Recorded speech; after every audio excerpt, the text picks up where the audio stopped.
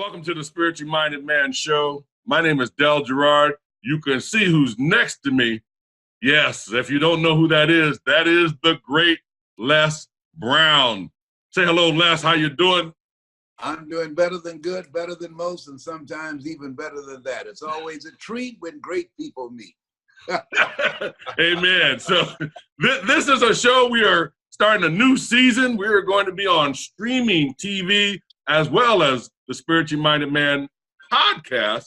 So we'll be able to get sponsors. We'll be able to ask people to come on board, have interviews like the great Les Brown. But what this show is really about, it's about men, supporting men, and the women who love them. So we want to get together. We just want to talk, have a conversation. I like to say conversation with Dell and my guest, and just go from there. No script.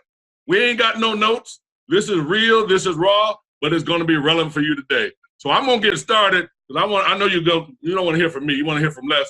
So Les, go and tell us. You always say at the end of your show or at the end of your talk, that's my story, and I'm sticking to it. So what is the Les Brown story? Well, I think that when I've been reflecting on my life a lot recently because of the fact that when I was as I shared with you, Cancer Centers of America, and they shared with me that I was 4th stage cancer for some time.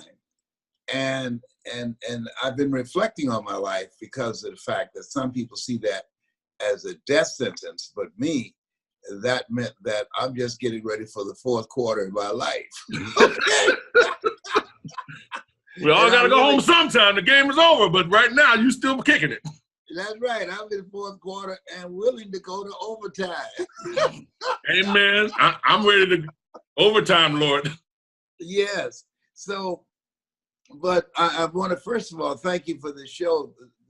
When I think about the concept that you have, the spiritual minded man, that is so very important today because I think the primary difference between what we do and what ministers do, ministers preach the gospel of our Jesus, and we preach the gospel that Jesus preached. Yes. They sell the messenger and we sell this message. But when I think and reflect, and that's what I've been doing, and particularly that this is the fastest year of my life. It seems like the older you get, the faster time just flows, you know. Okay, so as I'm starting off the 75th year on the planet, I'm looking back, reflecting on being born in an abandoned building on a floor in a poor section of Miami, Florida called Liberty City, being adopted, but first being a foster kid, then adopted, being labeled educable, mentally retarded, failing twice in school, and I was a challenging kid, and you know, to say the least. I know what you mean by challenge. It'd be like, Leslie, boy, come here. What'd I tell you? That's right. Baba said, I'll whoop you behind till it rope like okra. Whoop it till the cows come home. That's right. Mama, they're already here. They're already here. Yeah. So I came from a very deprived background. However, we had a lot of love. And I'm on this program with you because of 2 women. One gave me life. The other one gave me love. God took me out of my biological mother's womb and placed me in the heart of my adopted mother. And so I'm just excited about the possibility of sharing this time with you and your viewers and listeners because I know a thing or two because I've seen a thing or two. You know, you can't be here this long and not see something. That's right. I used to think people in their 40s were old. Now that I am in my 70s, I said, oh my God, I must have been a waiter at the Lord's Supper.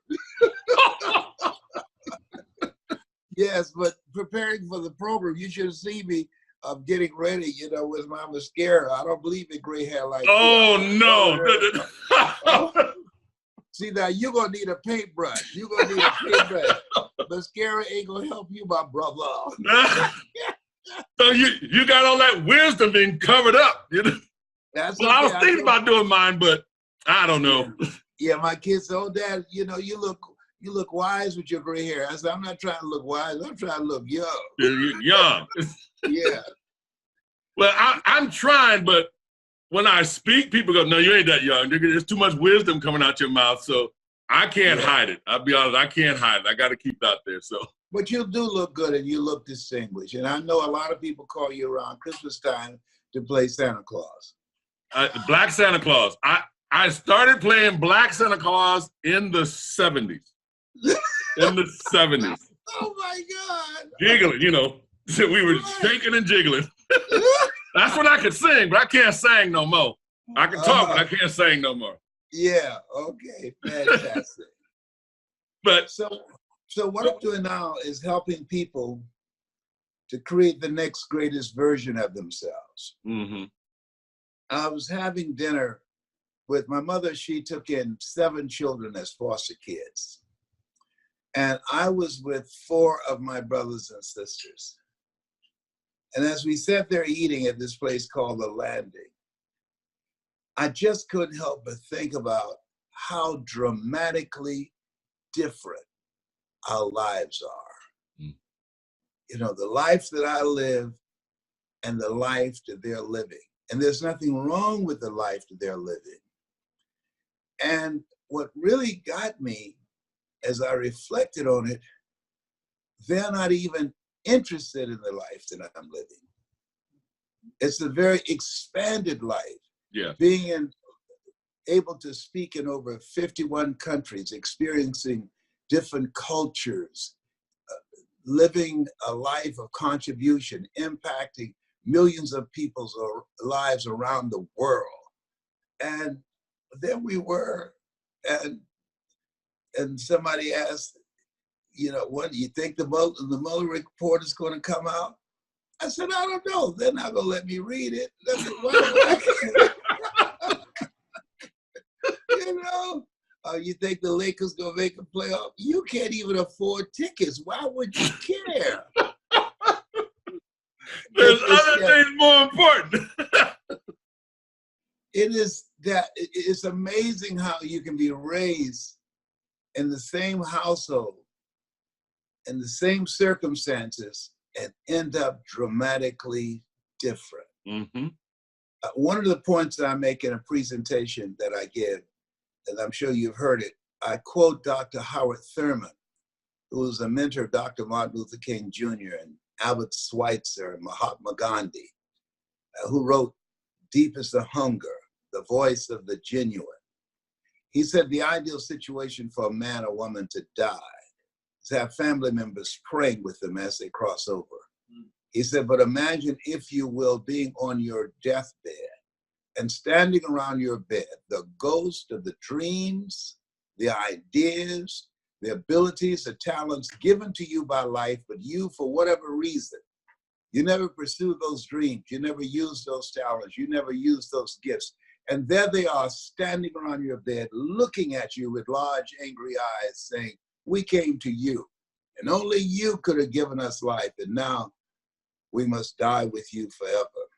And my goal is to live full and die empty. I don't want to take any of the talents, abilities that God has put in me. I believe that we all were created by the Creator to create. And you know, the book of life says, herein my Father glorify, that ye bear much fruit, and it be as productive as I can possibly be until I exit to the other side. No, that's powerful. And you know that, we know that. You know, I was thinking just the other day, I was thinking of, you know, conversations that we've had, you know, and I was like, you know, on the one side, I was like, I don't want to do dreams and goals. Everybody's doing that.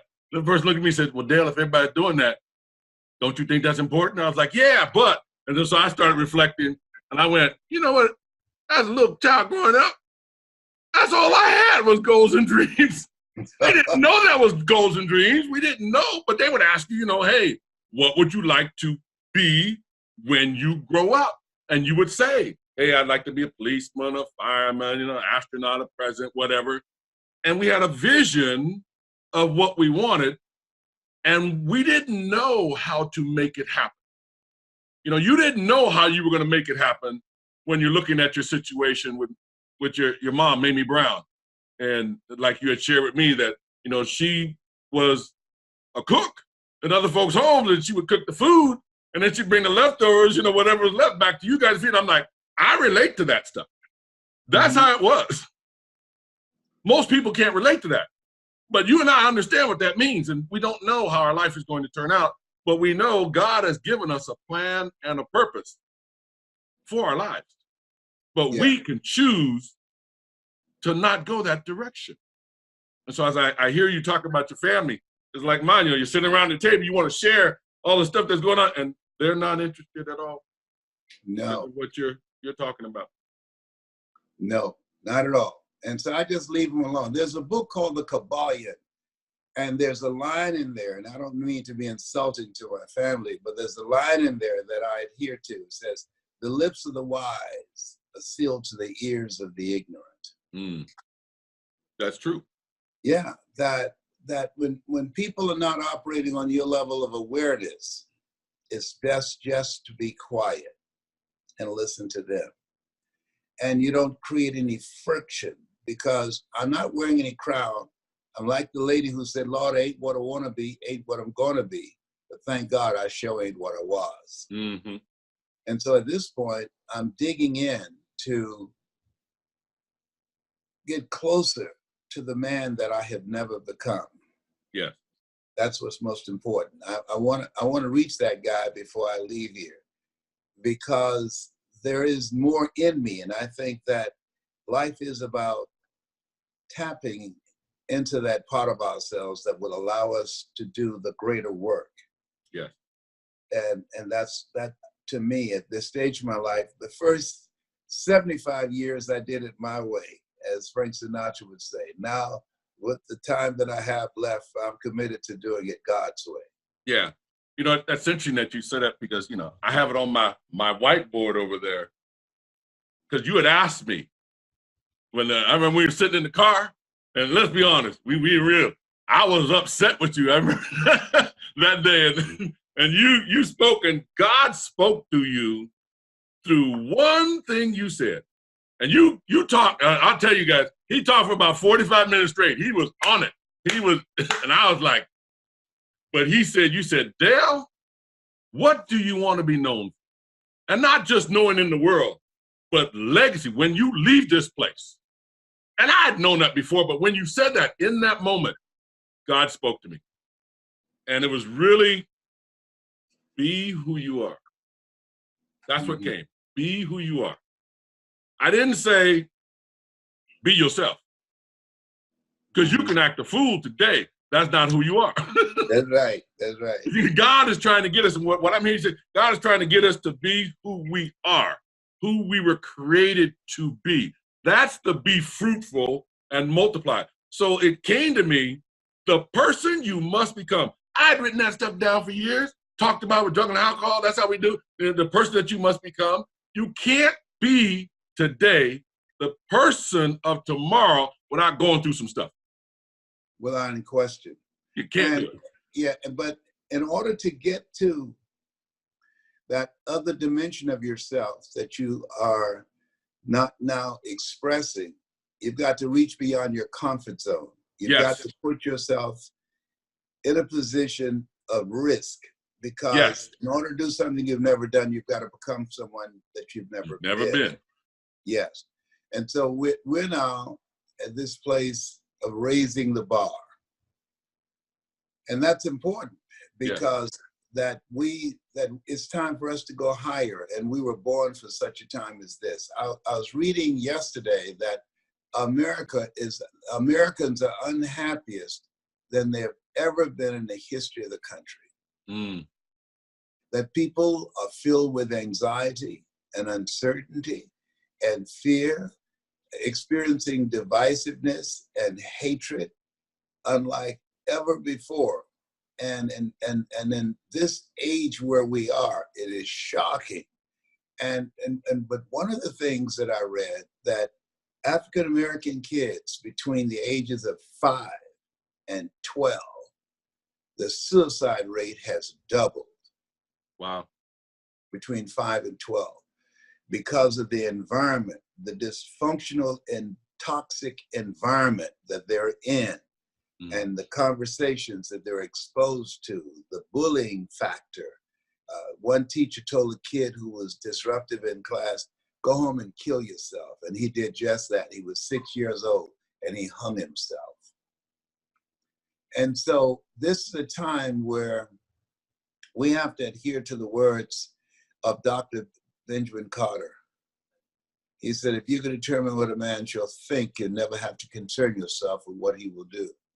He said, if you can make a man feel inferior, you never have to encourage him to seek an inferior status, for he will seek it himself. And if you can make a man feel justly an outcast, you never have to order him to go to the back door. He'll go without being told. And if there's no door, his very nature will demand one. So considering the kind of hostile culture that we've been brought up in that is designed to destroy our sense of self, we have to interrupt, and that's what your program does. Interrupt the thinking that's in our minds. Psychologists say that 86% of our self-talk is negative.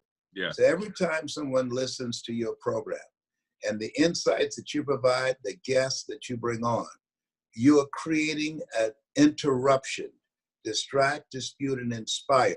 How people live their lives is a result of the story they believe about themselves. So you interrupt that story, and as they listen with the things that you share, common sense but not common practice, you dismantle their current belief system and ignite their spirit to make some new choices and forward their lives. Yeah. And that's what we call hope. That's what we want to give them. And I remember you and I shared about having people, you and I speak in a way, and I'm not trying to pat us on the back or anything, but I'm talking about when we genuinely speak to people. We don't just talk to people. We speak to them, not just up here, but we get right in here. Because that's what people are looking for. They say genuine, authenticity, and you got to tell people to be like that. You got to tell people to be real with people. That doesn't make sense to me. But when we speak, which is why everybody loves you, you transform lives because you speak to the hearts and the minds of people. And you speak to them in a way that they put on pause their position of looking at the universe, their life. And they put that on pause and move it aside. Now they take a different view and they see what they've never seen before. Now they take the key, the key to unlock themselves to look at something a little bit different, to try that other way based on what you're sharing, a new story, if you will, for them. That gives them hope. And you know that acronym, and I had it a long time ago. I tried to get it. Now somebody already has it, HOPE, HOPE, helping other people evolve. I love That's that. who we are. That's what we do. Yes, and I say when there's hope in the future, that gives you power in the present. Yes. Yeah, they did the study with some rats, and they put them in hot water, and they watched them to see how long it would take them to drown. And it was about 45 minutes. Then the next day, they got another group of rats, and they put them in the water. And just below 45 minutes, they scooped them out around 42 minutes. They let them rest for 24 hours. And then the next day, they put them back in the water. And then they got another group of rats and put them in. The group that had been scooped out, they swam for another extra hour and a half. Wow. And the new group, they died within 45 minutes. The ones that swam for an extra hour and a half did so with the hope that they'll be scooped out. And I believe that our voice is a scooper for a lot of people. In the beginning was the Word. And the Word was with God. Yes, absolutely. I just thought about this when you said the voice.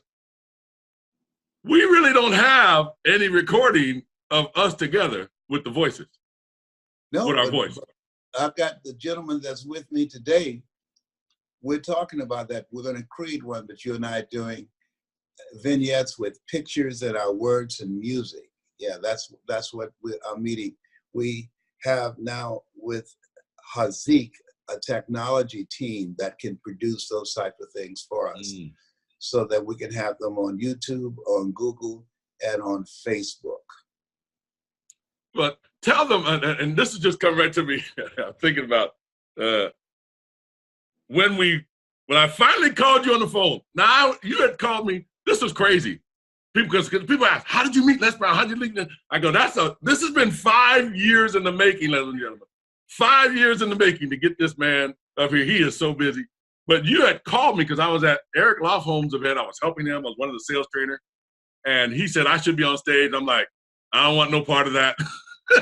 And then as an encouragement, he didn't tell me anything. He called you. And you were in Singapore. And this man called me while Sunday night, 6 o'clock, we're eating dinner, and you called me. Do you remember this? And, yes. And you called me, and I'm like, hello, and he's like, hey, is this Dale? I'm like, yeah. He goes, this is Mamie Brown's baby boy. Les Brown was like, who? I go, hold on. So when I told my friend, I said, I got to go. I think Les Brown's on the phone. But when I got outside, baby, it was like, Les Brown, baby Brown, Les Brown. And you told me that story.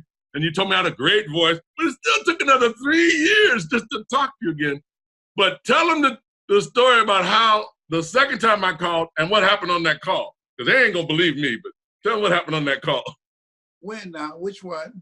Now, when I called you and we were going to work together, and then I upset you because you were asking me questions and I didn't know how to answer, and you did something that shocked me.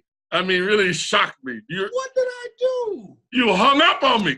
What? You hung up the phone. I was like, this boy, and in my spirit, I'm like, did this Negro hang up on me? He hung with me. So I was like, I don't know what to do. But yeah, when you argue for your limitations, you get to keep them. That's what my mentor did to me. I said, man, we lost the signal. He said, no, we didn't lose the signal. He said, I hung up. I said, why'd you hang up? He said, you argue for your limitations, you get to keep them. And so when you look at your presence, your charisma, your voice, your knowledge, that there's no question that what we're doing right now, and this program that you have, the Spiritual Minded Man, that you were born for this. Mm-hmm. That everything that you have experienced. I just told a friend of mine who was working for corporate America, and they told her they couldn't promote her because she wasn't qualified. So she went back to school. She had a master's degree in business, and she got a PhD. She got a PhD, and then they said to her, you're overqualified. Overqualified. Yes, and we can't afford you. And so I said, you should be thankful that they did that, because they laid her off after that. I said, some things happen to you and some things happen for you. At the time, you thought it happened to you and was unfair. But because of the decision they made to let you go, you now decided to start your own company, to be in charge of your own destiny, and not allowing someone else to tell you what time to get up, be there, have to ask for permission to go to lunch or to go on vacation. But most of all, letting someone else decide how much you're worth. Marion White said, in life, when you don't have enough courage or insight to know that you've outgrown the situation and it's time to move on, life will move on you. And so they moved on you because you didn't have enough courage to realize that you'd outgrown that place. And so that happened for you. And now millions of people are benefiting from that decision around the world as she's traveling all over the country, nationally and internationally, motivating and inspiring people. Shirley Davis, powerful speaker. It's just incredible. And I think that there are people that will resonate with what you're saying, because we're living in a time, there's no such thing as job security. Within 5 years, over 47 million jobs will be lost to artificial intelligence, to the rise of the robots and apps. And so people have to now begin to look at who is it they want to become, and envision that and develop a strategy to have a minimum of 3 core competencies. The day is gone where you can be one-dimensional. There's no such thing as job security. You need to master at least 3 things. I speak, I train speakers, and I'm an author. And so as we look at ourselves, we are versatile, and we have to have a plan of action to get mentoring, because you can't see the picture when you're in the frame. You can't read the label when you're locked in a box. So it's very important for us to one, have a strategy to deepen our level of resolve, to transform our mindset. That's key right there. Yes. The next thing is that whatever we decide to do, that average is over. We have to find something that resonates with who we are, something that's in our heart that we master. Because we were not born to work for a living, but to live our making, and living our making will make our living.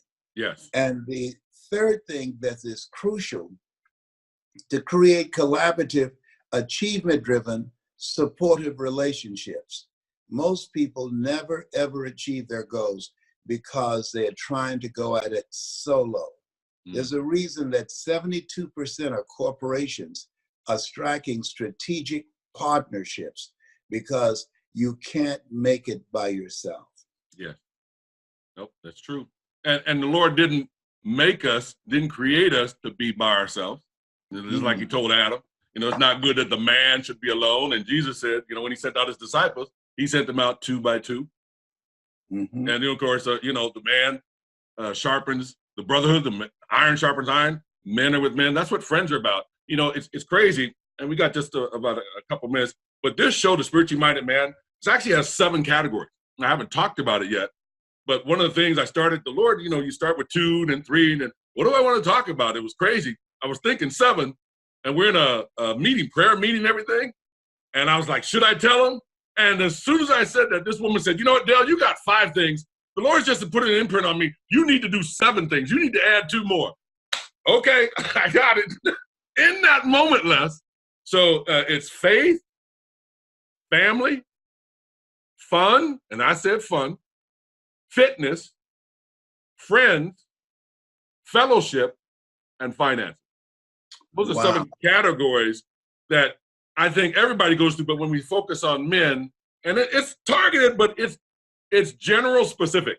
I want to be general with things, but the things that we're general about, because I want to be what's concerning them, and then be very specific, dig down deep. What's bothering you? It's one thing to go, here's who I am and here's what I do. It's another thing to go, how can I serve you? What are you challenged with? What are you staying up at night thinking about? There's my timer, boy. I'm telling you, you got to put it on there. This is real, Yes. So we got a minute and a half. We got stuff to do, but that's where I'm at with this. And so I wanted to get the great Les Brown on the very first one to kick this off. I want people like you. You make a difference. You are a master. You've been doing this for 4.5 decades, that you've been talking to people, changing lives, transforming the mindset of people. I mean, and I'll show this. This is, do you see that right there? Living with Heart. Yes. Del Gerard and the great Les Brown. Yes. Del Gerard and the great Les Brown. So we did this together with some other people, and you got to hang out with people to raise your butt up to where you can get to where God wants you to be, because you can't do it alone. Absolutely. Well, I say that God created you because he can't be everywhere. See? Good. Where's my towel? I'm going to. Thank you. Well, we're out of time today, but we are going to have a second show to have the great Les Brown on. You want to tell anybody how they get a hold of you now, or should we make them wait? Well, they can email me at lesbrown77@gmail.com. lesbrown77@gmail.com. 7 is my lucky number. If they have a story they want to tell and need some help in learning how to tell their story to make a difference and earn money as well. Yeah. And we'll be, like I said, we'll do a part 2, but you can email me at thespirituallymindedman@gmail.com. thespirituallymindedman@gmail.com. So this has been the Spiritually Minded Man show. Of course, with the great Les Brown. We'll be back for another show. So look forward to that. Until then, God bless you. We will talk to you then.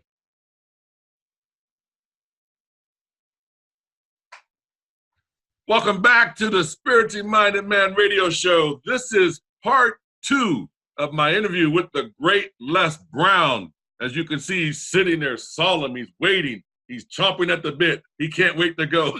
What is this show about? This show is about men, in support of men and the women who love them, along with the Lord, mindset, thinking. When you actually do your life, do you just do life, or do you do life with the Lord in mind? There's so many other things that we can do, but I want to get to great Les Brown. We talked a little bit, and you shared so many great nuggets of wisdom about people, and you even shared about people who are unhappy and in their lives, or from an article that, you know, society says we Americans were not as happy as we were before. And I want to pick up on that from your perspective. What can we do to help people in the times that we're living in right now? Well, one of the things that's very important is to recognize, how do we get here?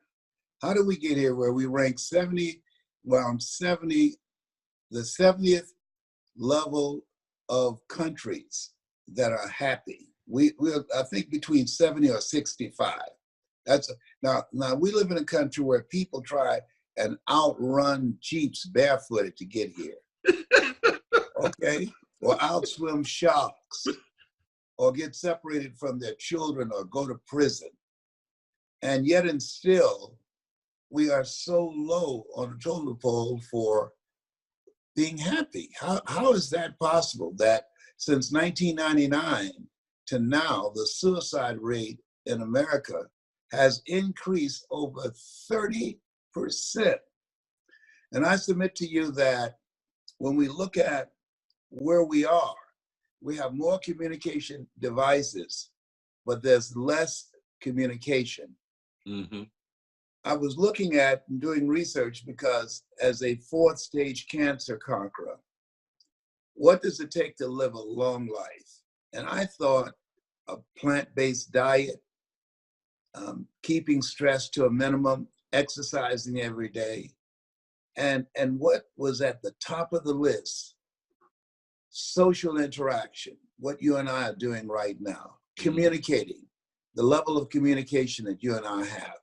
That is a predetermining factor for you having a long, fruitful, productive life than anything else. Yep. Because you can go out in the malls or on airplanes or anywhere you go, and you'll see people together, and everybody, for the most part, are looking at the telephone.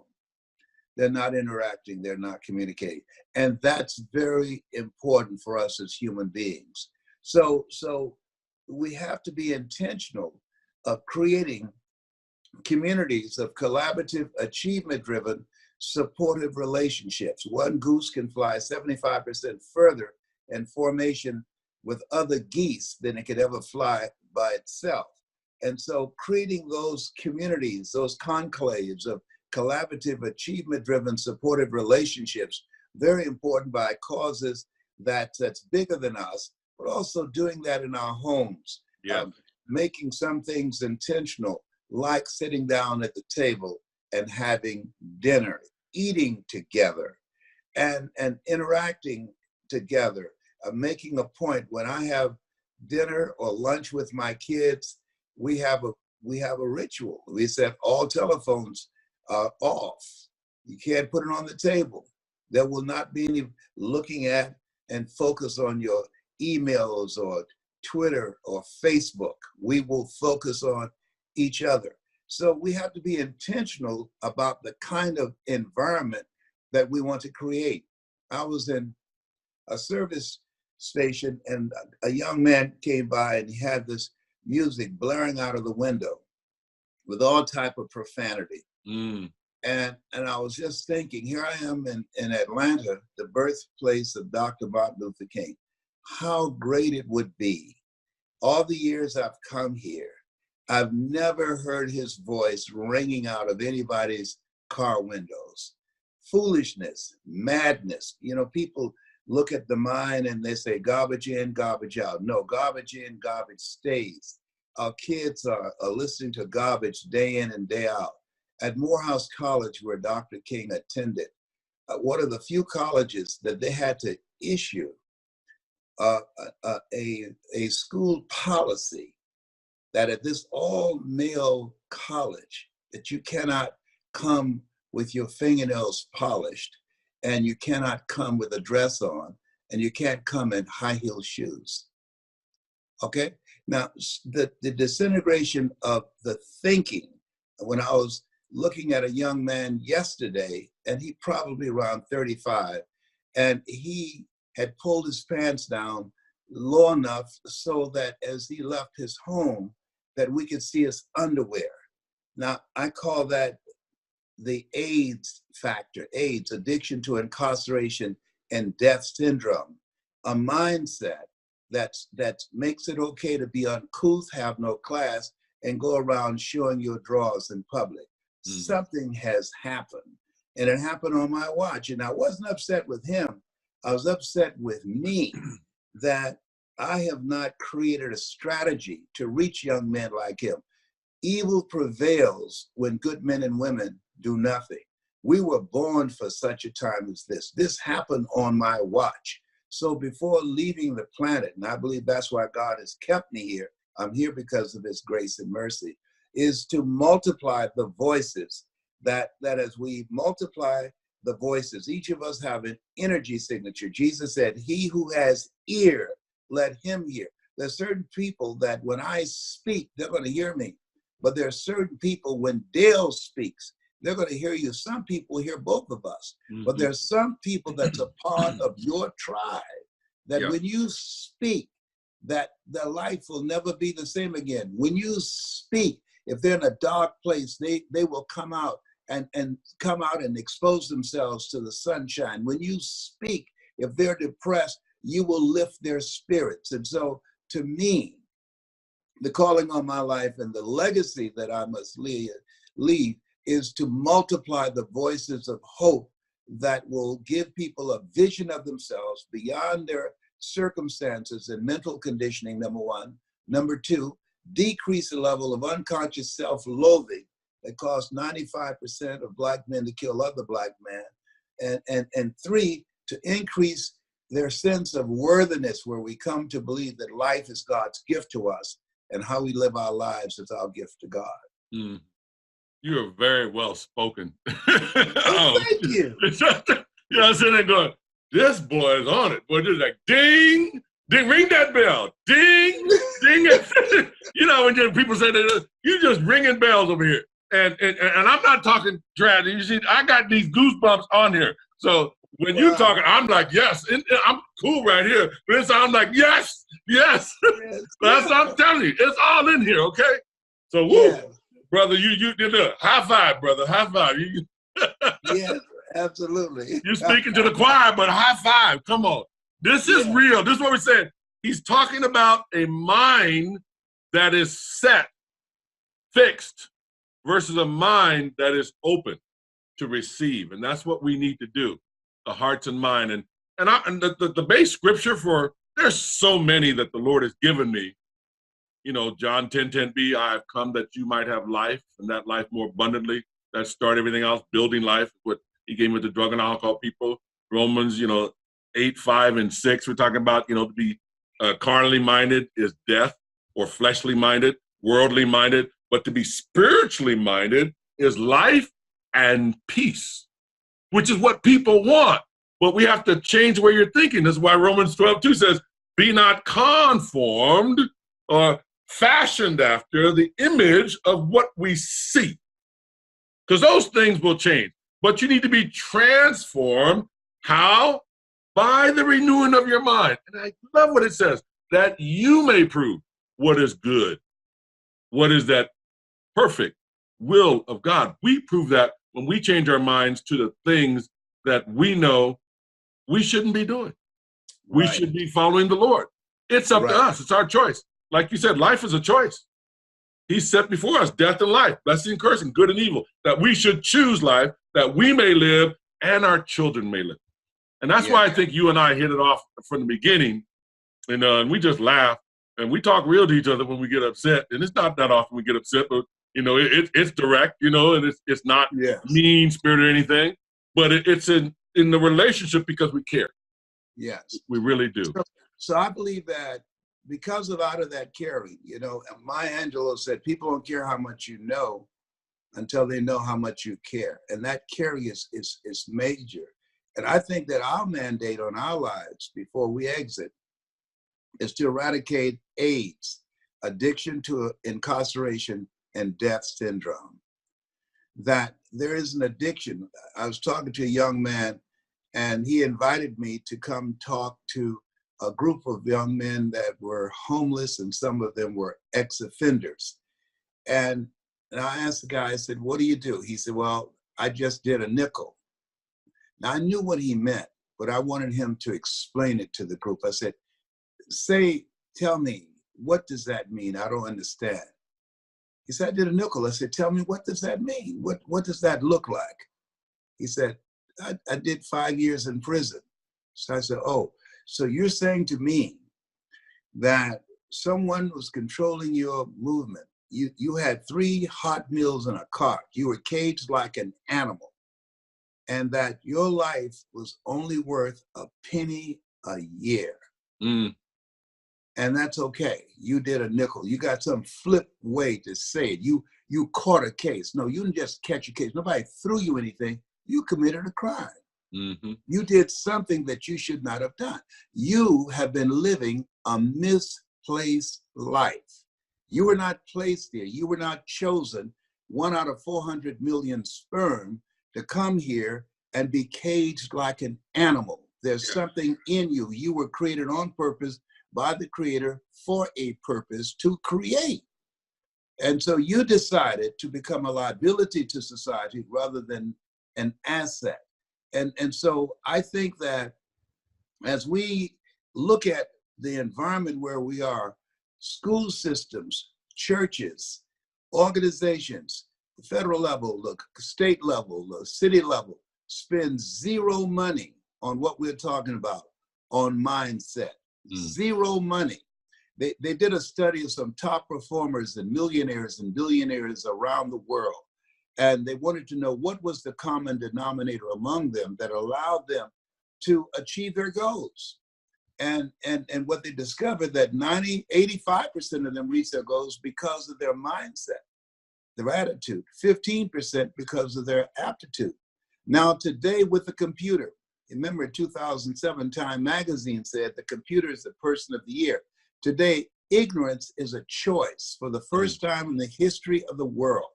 People have at their fingertips Google.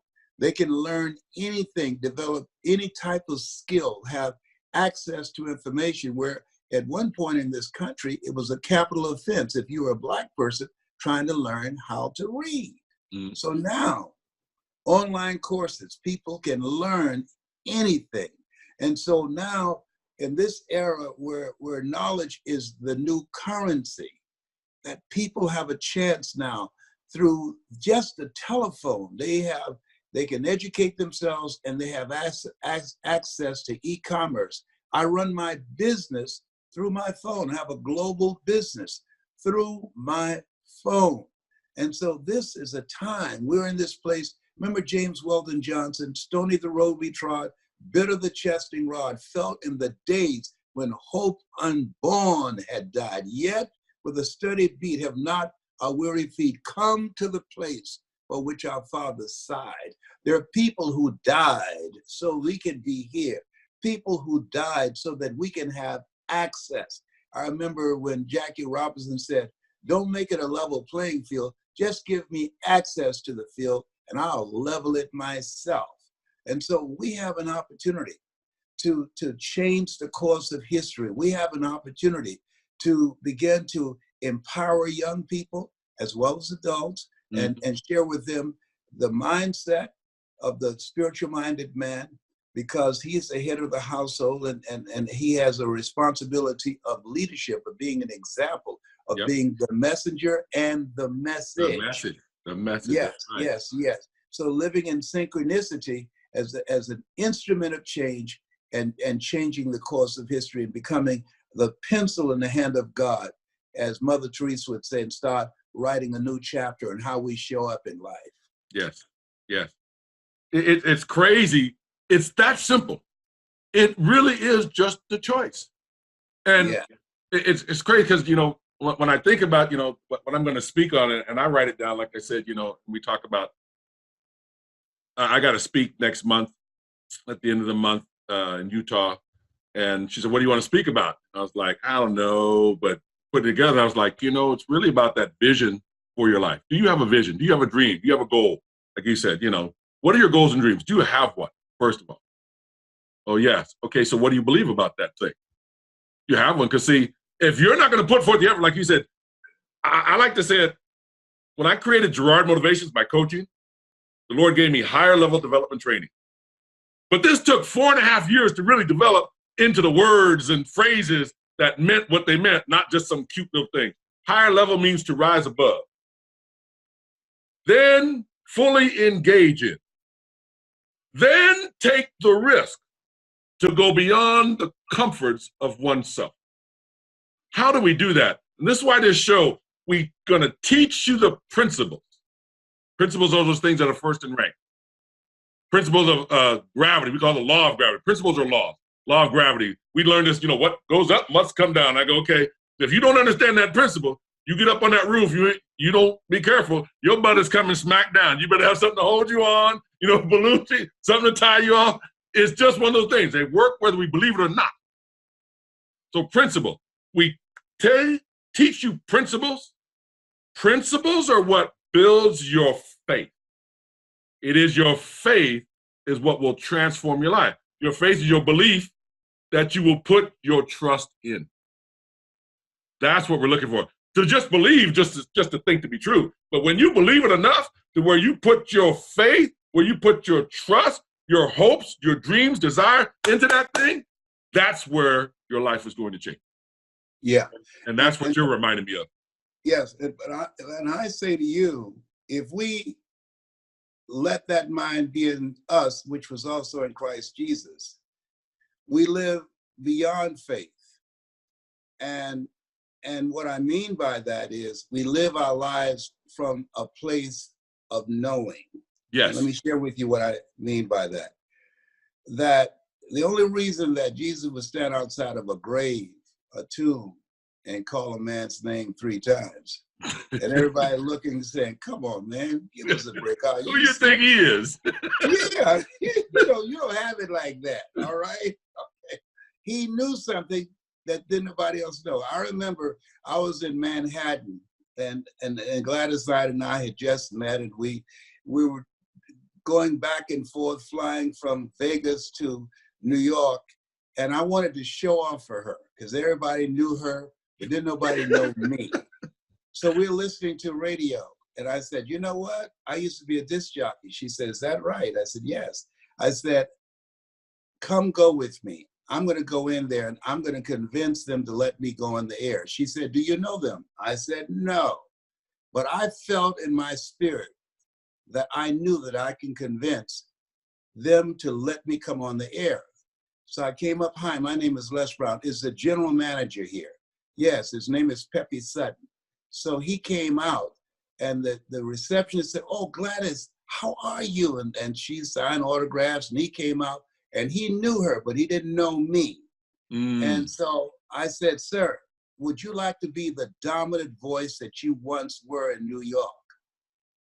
And he said, yes. I said, well, my name is Les Brown. I used to be a disc jockey. I can get you the ratings that you need. And we talked, went back much less than 10 minutes. He said, what will it cost me? I said, because this is our first conversation and I'm coming out of retirement to do this, it will cost you $1 million. Now this can be, she can verify this and he can verify it. He's an attorney, Pepe Sutton. He said, let me think about it. He called us back that evening. He said, my attorney will be here Wednesday morning. Come in. I came in. He had the contract. And I signed it. And then his hand was shaking. And he looked up and his attorney asked him, have you ever heard this guy on the air? And he said, no. He said, how do you know he can do it? He looked at me, he said, can you do it? I said, absolutely. I said it with absolute faith. And I said, man, sign the contract. and he signed the contract. The next morning when I came on the air, he called me. He said, "Whoa, you can do it, huh?"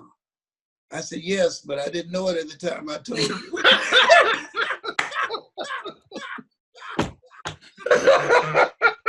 I got $1 million contract. As we were going down the escalator, I could see Gladys looking at me saying, "The conductor for the midnight train is on this elevator."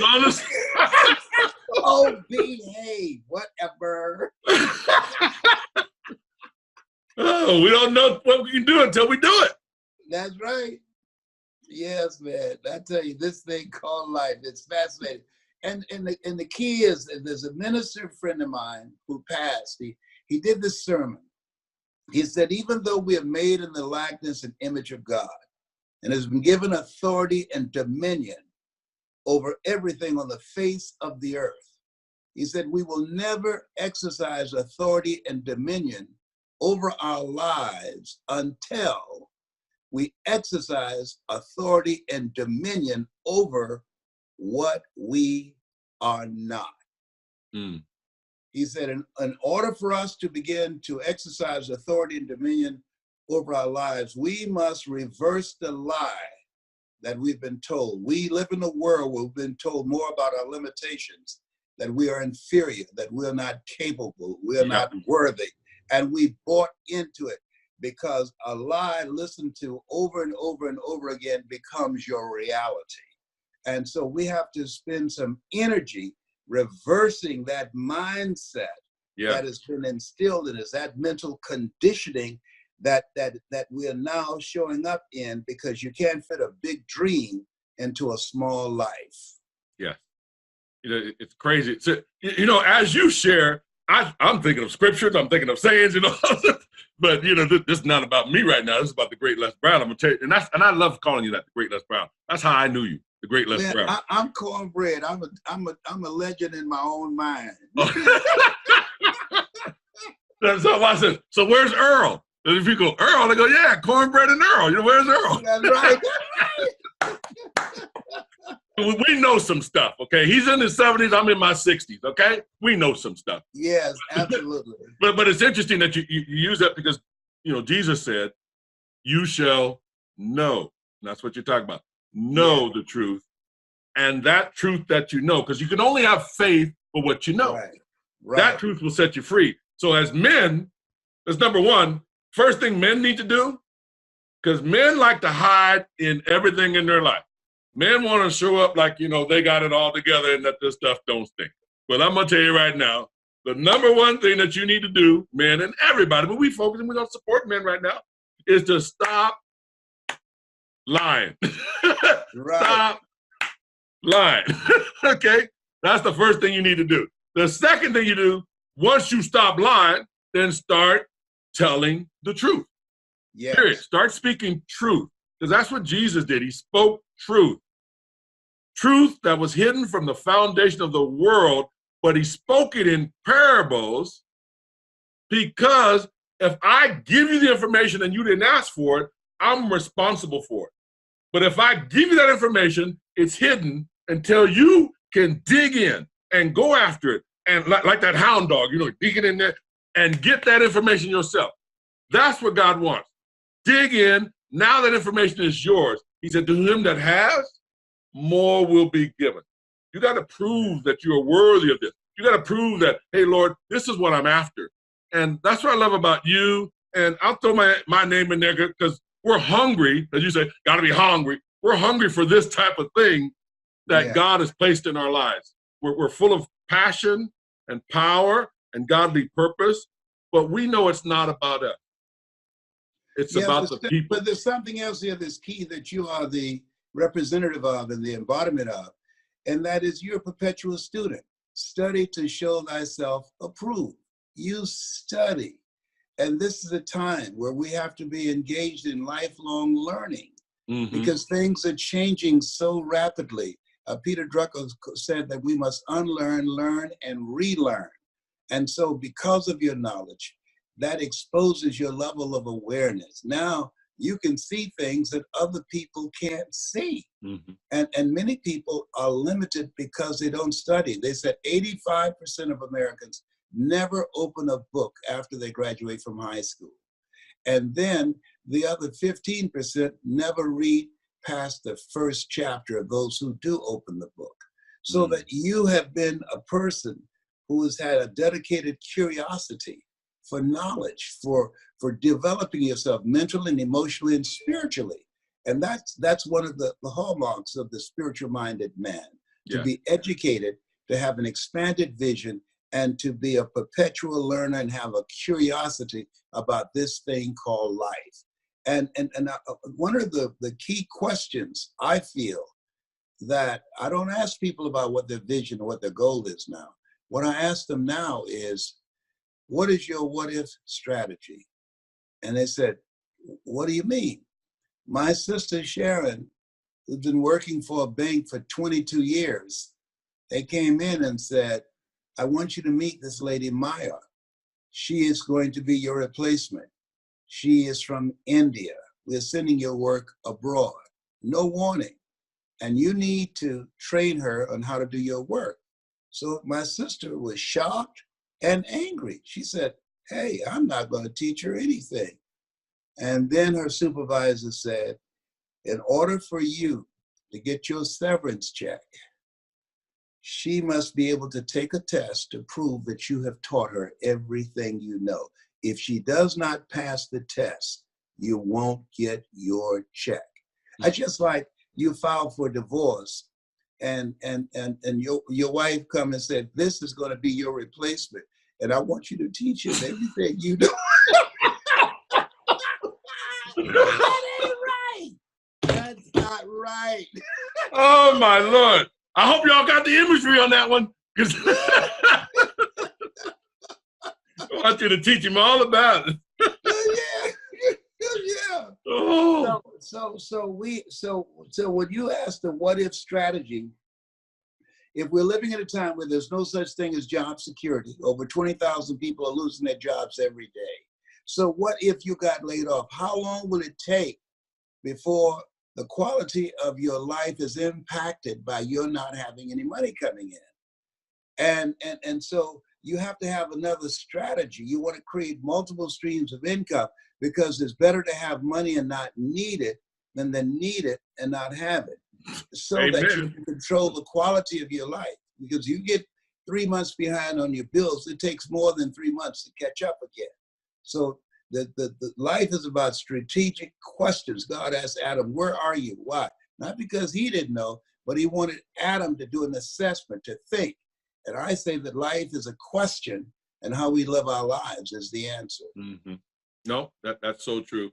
We got just a couple minutes, but I want to make sure, again, that people can get a hold of you. So share anything, and then if you have any upcoming events, where they're going to be at, and people might want to attend.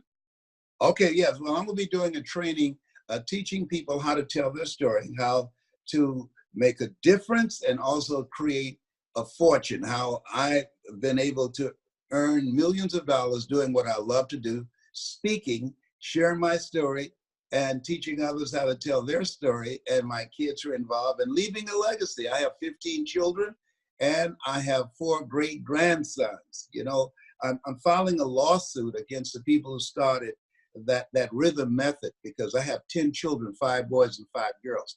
The rhythm method does not work. So I'm suing them. I tried it. It does not work. You missed that. No, I heard 15, I heard 10. I said the rhythm method does not work. Yes. I'm suing the Catholic Church. Yes. Whoever came up with the concept about the rhythm method. Yes. But I didn't want to say nothing, you know. Okay.